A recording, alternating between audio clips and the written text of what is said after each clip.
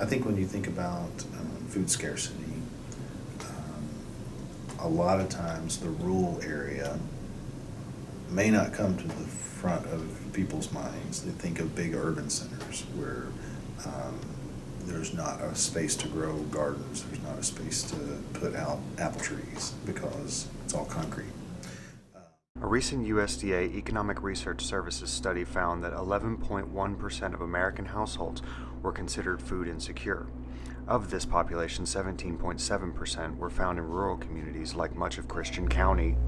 Another 33.3% were found in suburban or exurban communities similar to Hopkinsville, Kentucky. What I've seen in this area, we are on the verge of being urban. We're not really a big city by any means, and most people would call it a rural area.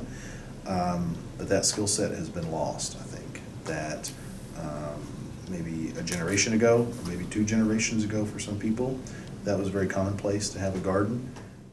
The public library here in Hopkinsville has taken a novel approach to addressing food insecurity through the establishment of a seed library and hopes to possibly create a community garden for the benefit of the city's population that may be struggling with issues of hunger.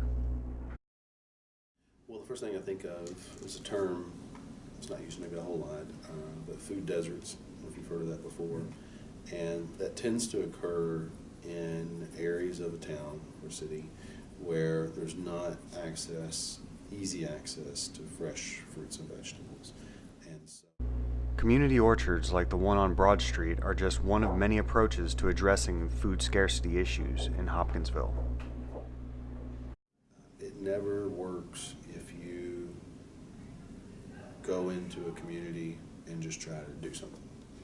It has to start from the community showing you or asking for that need, because there has to be some ownership of that.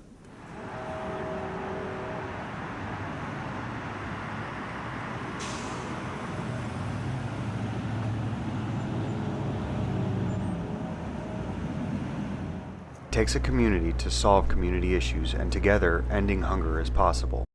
For more from the crossroads of conservation and community, please like, share, and subscribe to EcoPunk Media.